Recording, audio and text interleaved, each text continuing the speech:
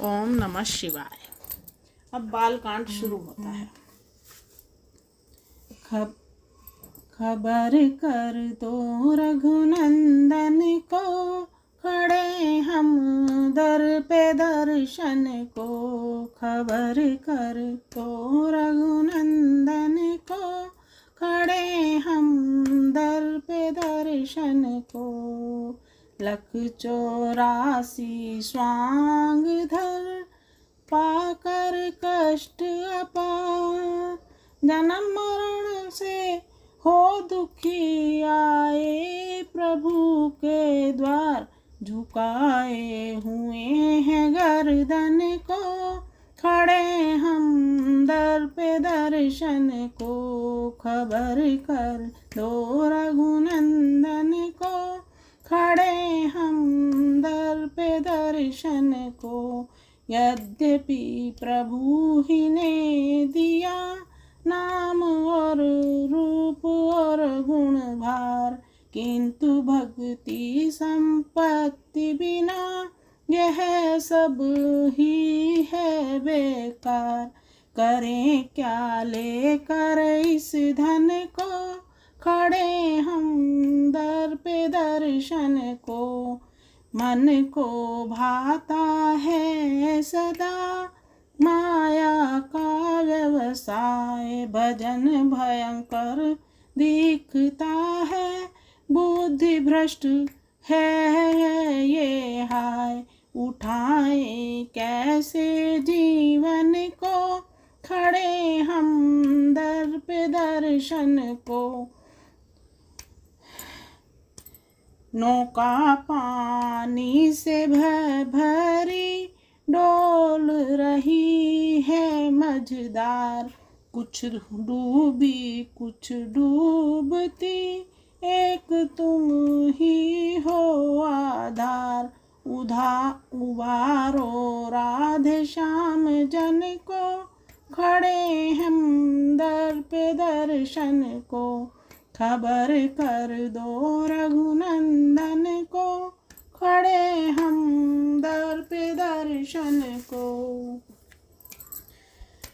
शतानंद जी ने दिया आकर यह संदेश, सिया स्वयंवर के लिए बुला रहे मिथिलेश। समाचार सुनकर उठे लखन और रघुनाथ, धनुष महोत्सव देखने चले गुरु के साथ। रंगभूमि आए सभी दोनों राजकुमार, नर नारी गण के नयन लगे इन्हीं की ओर।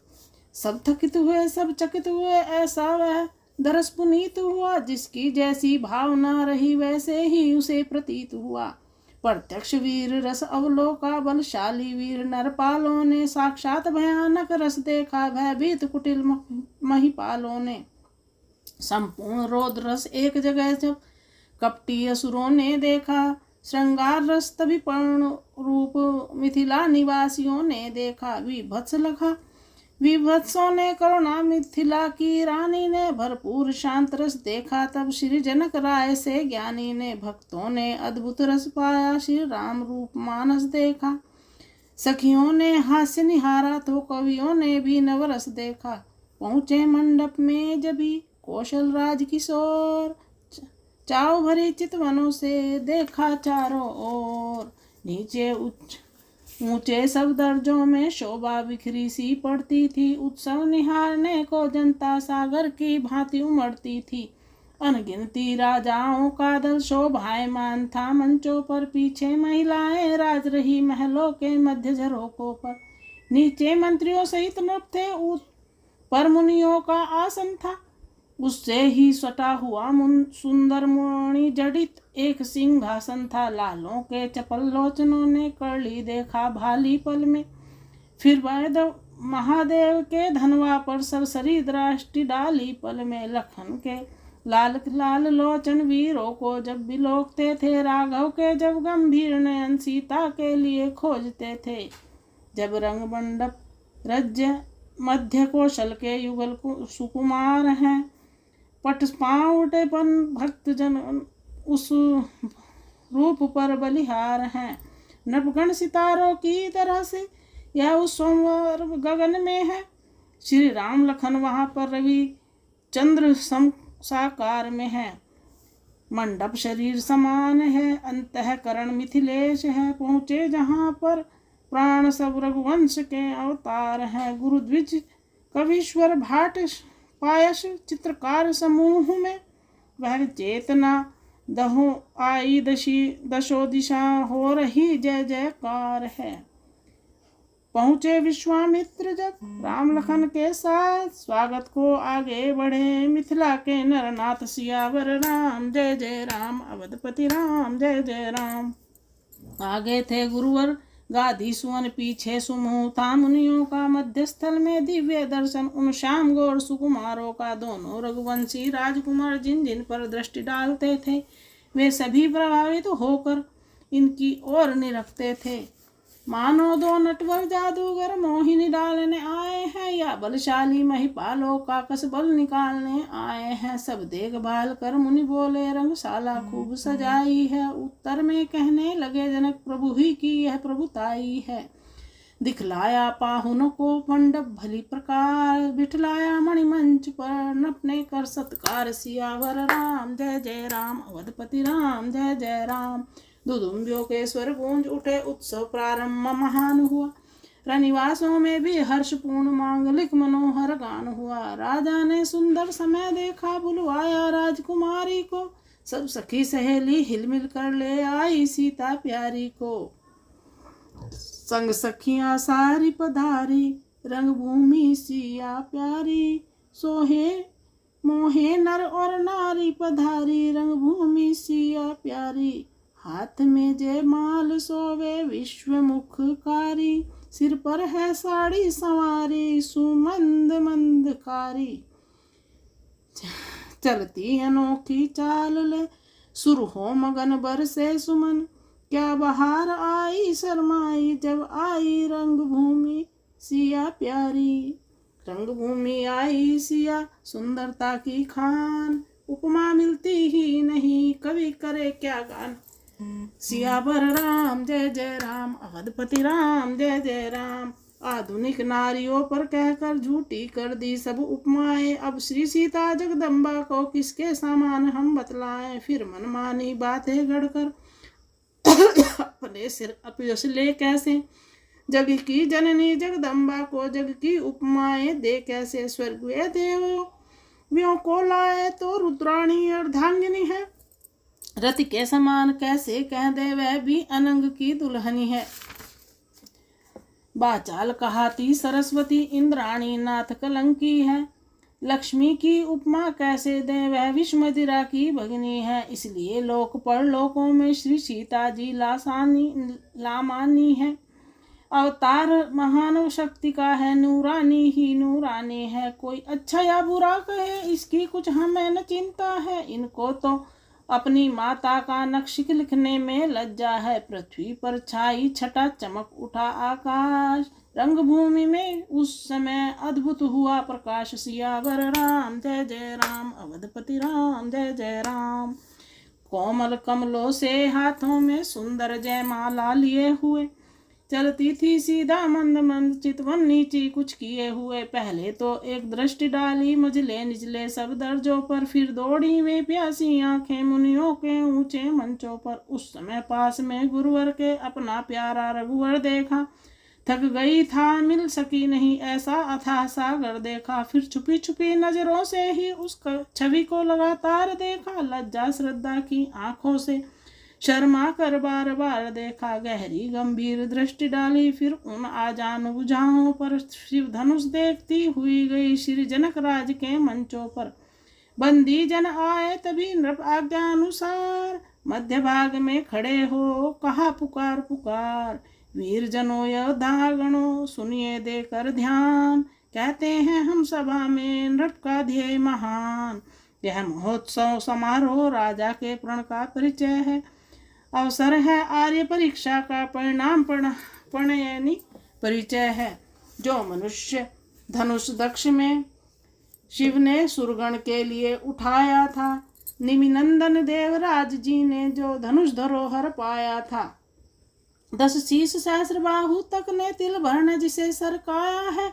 सीता ने खेल खेल ही में जिसको एक दिवस उठाया है, उस पर ही शर्त लगा नर वर बैठे हैं आए परीक्षा में। पृथ्वी पर शून्य नहीं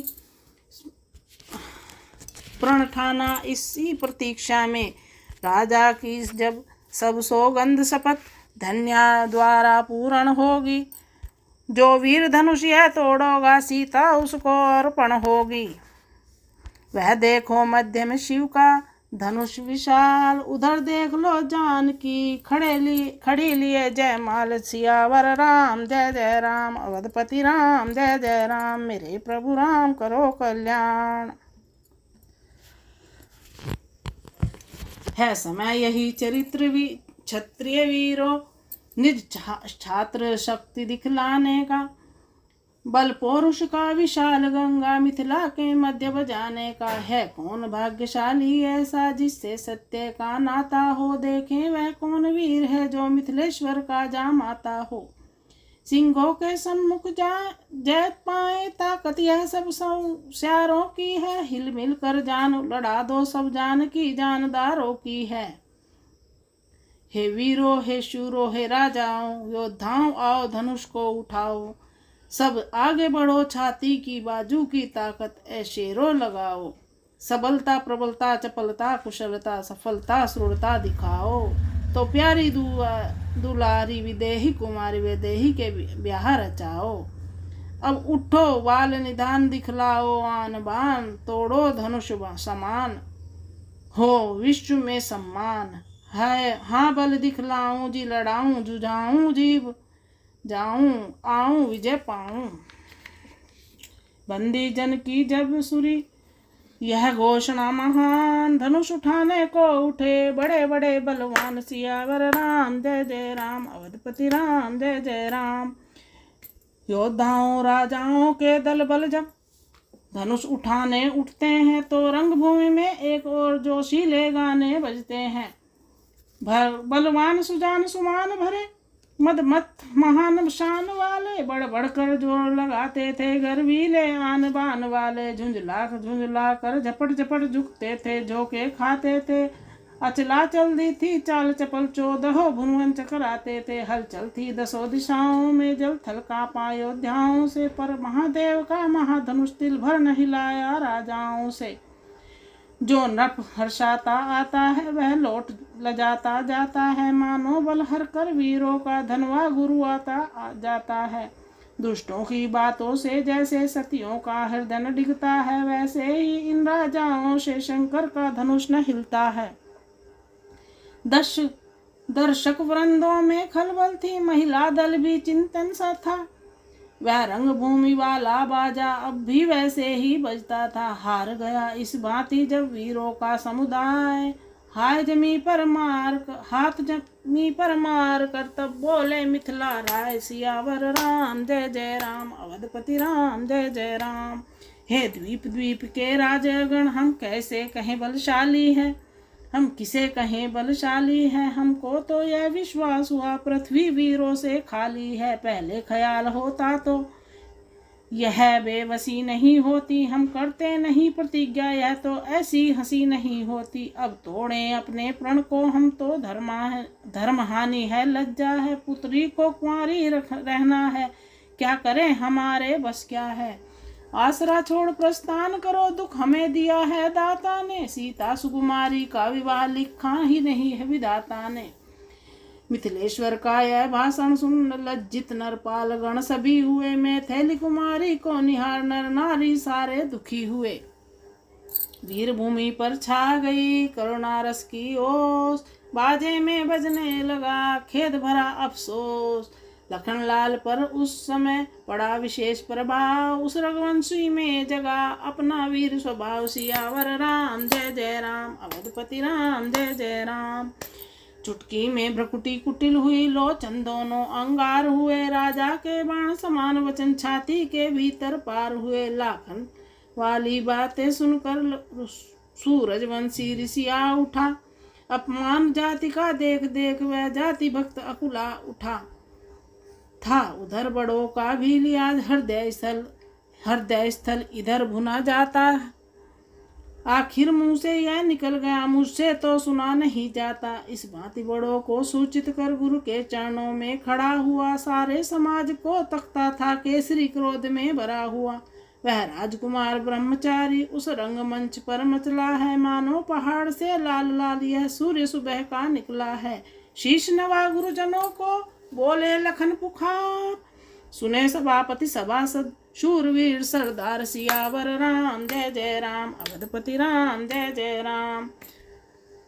तो यहाँ पर सभी राजाओं ने धनुष तोड़ने की कोशिश की, धनुष को उठाने की कोशिश की, तो वो उसे हिला भी नहीं पाए। तो महाराज जनक कहने लगे कि क्या कोई शूरवीर पैदा ही नहीं हुआ, क्या मेरी सीता कुंवारी रह जाएगी, क्या कोई बलशाली रहा ही नहीं है पृथ्वी पर।